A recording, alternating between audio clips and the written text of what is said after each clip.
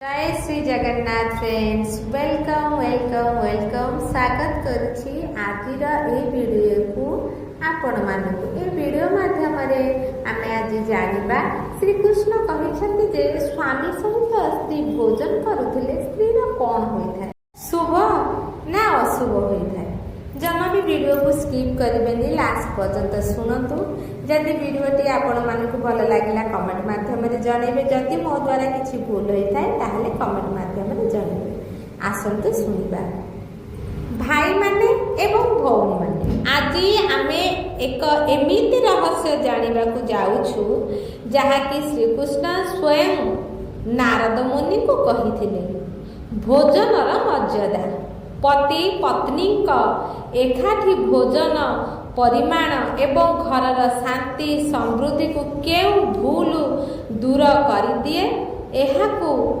आमे एक आध्यात्मिक प्राचीन कथारे शुणिबा दिने श्रीकृष्ण बैठकरे विराजमान करथिले एबे बहु दिन परे नारद मुनि महल को पहुँचिले प्रणाम कले एवं कहिले प्रभु मो मनरे एक प्रश्न घुरुछि पृथ्वी रे अनेक घरे मु देखुछि जे घरणी एक थाली रे पतिंक सह खाउछंती केही दिग शुद्धता समय किछि ध्यान देउ नाहंती एहा ठीक कि भूल श्री कृष्ण हसिकी कहिले नारद भोजनर मर्यादा अत्यंत सूक्ष्म विषय सीधा उत्तर देले तुमर जिज्ञासा शांत हेब नहीं तुमको एक पुराण कथा शुणै दउछि एक नगर रे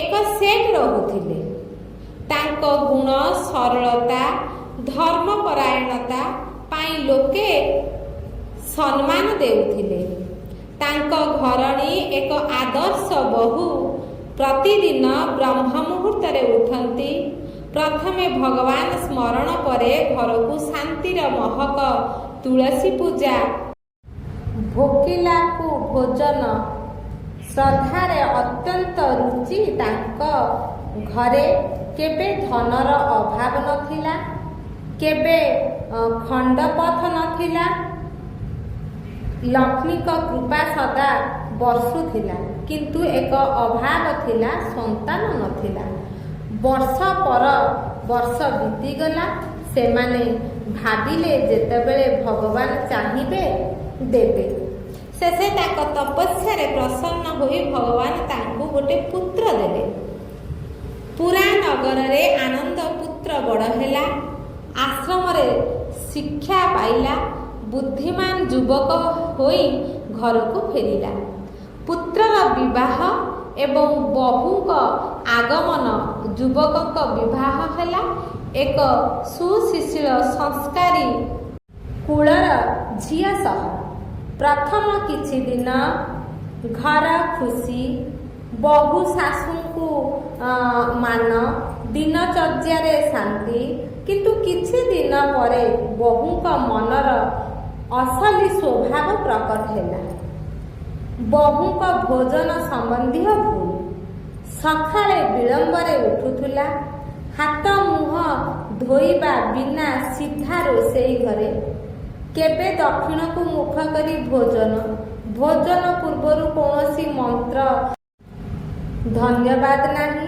केबे पति को छाड़ी प्रथमे खाइबा केबे पतिंक सह एक थाली रे भोजन शाशु हजार थर कहिले झिया एगुड़िक केवल पुराणा नियम नुहे घरर शक्ति लक्ष्मीवास शांति सबु एथिरे निर्भर करे किंतु बहु कहिला मु आजिकालीर झियो एमिति नियम मानि पारिबि नाही घरर शांति समृद्धि धीरे धीरे नष्ट हेबाकू लागिला किछि मासरे घरर शांति दूर लक्ष्मी कृपा खसिबा सेठक व्यापार घाटी बहु जीएठी मध्यरे झगड़ा घर मने मने भांगी जाउथिला एक दिन बहु शाशु को ଅପମାନ କଲା।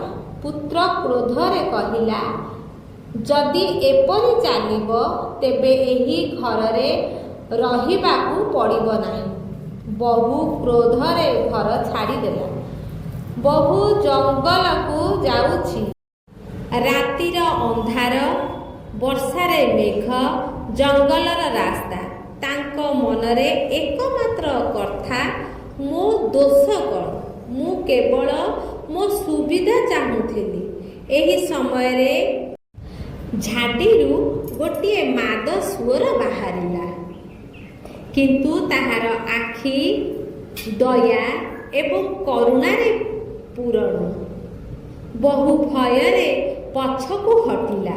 କିନ୍ତୁ ସେ ପ୍ରାଣୀ ମିଷ୍ଟି ସ୍ୱରରେ କହିଲା, ମୁଁ ତୁମ ଦୁଃଖକୁ ବୁଝୁଛି। ବହୁ ଆଶ୍ଚର୍ଯ୍ୟରେ ପଚାରିଲା, ତୁମେ କିଏ? ତେବେ ସେ ପ୍ରାଣୀ କହିଲା, ମୁଁ ମଧ୍ୟ କେବେ ଏକ ରାଣୀ ଥିଲି। ମୋ ନାମ ସୁରଭି। ମୁଁ ଏକ ରାଜ୍ୟର ରାଣୀ ଥିଲି। ସମସ୍ତ ସୁଖ ଥିଲା, କିନ୍ତୁ ମୋ ସ୍ୱଭାବ ତୁମ ପରି ଜିଦ୍, ନିୟମକୁ ଅସ୍ୱୀକାର କରୁଥିଲି। ସୁରଭି ଆଗକୁ କହିଲା, ମୁଁ ରାଜାଙ୍କ ସହ ଏକ ଥାଳିରେ ଖାଉଥିଲି। କେବେ ଭୋଜନକୁ ଅପବିତ୍ର କରୁଥିଲି, ଶୁଦ୍ଧତା ରଖୁନଥିଲି। ଶାଶୁଙ୍କ କଥାକୁ ଅସମ୍ମାନ କରୁଥିଲି। ପରିବାରର ମର୍ଯ୍ୟାଦାକୁ ଅବହେଳା କରୁଥିଲି। ଏହାର ପରିମାଣରେ ମୁଁ ପରଲୋକରେ ଏହି ଯୋନିରେ ଜନ୍ମ ନେଲି। ଏହି ମୋ ପୂର୍ବଜନ୍ମର ପାପର ଫଳ। ବୋହୂଙ୍କ ଜ୍ଞାନୋଦୟ। ବୋହୂ ଭାଙ୍ଗି ପଡ଼ିଲା। ସେ ବୁଝିଲା ଯେ ଘରକୁ ଶେଷ କରେ ନିୟମ ନୁହେଁ, ମନୁଷ୍ୟର ଅହଙ୍କାର।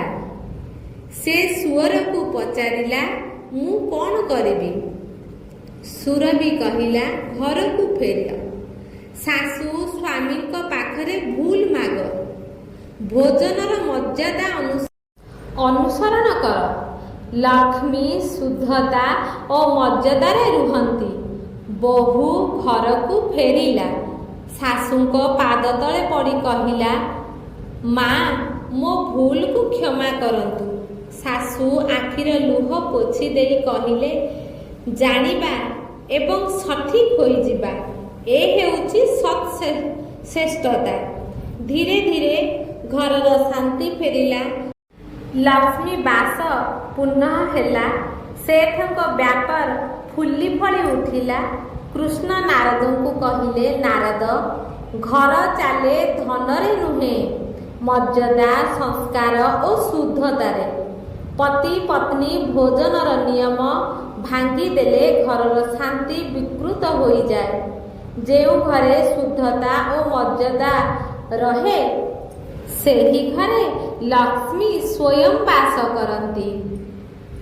ଭିଡ଼ିଓଟି ଯଦି ଆପଣମାନଙ୍କୁ ଭଲ ଲାଗିଥିବ, ଚ୍ୟାନେଲକୁ ସବସ୍କ୍ରାଇବ୍ କରି ଲାଇକ୍ ସେୟାର କରିଦିଅନ୍ତୁ। ଲାଷ୍ଟ ପର୍ଯ୍ୟନ୍ତ ଭିଡ଼ିଓ ଶୁଣିଥିବାରୁ ବହୁତ ବହୁତ ଧନ୍ୟବାଦ। ରଖୁଛି। ଜୟ ଶ୍ରୀ ଜଗନ୍ନାଥ।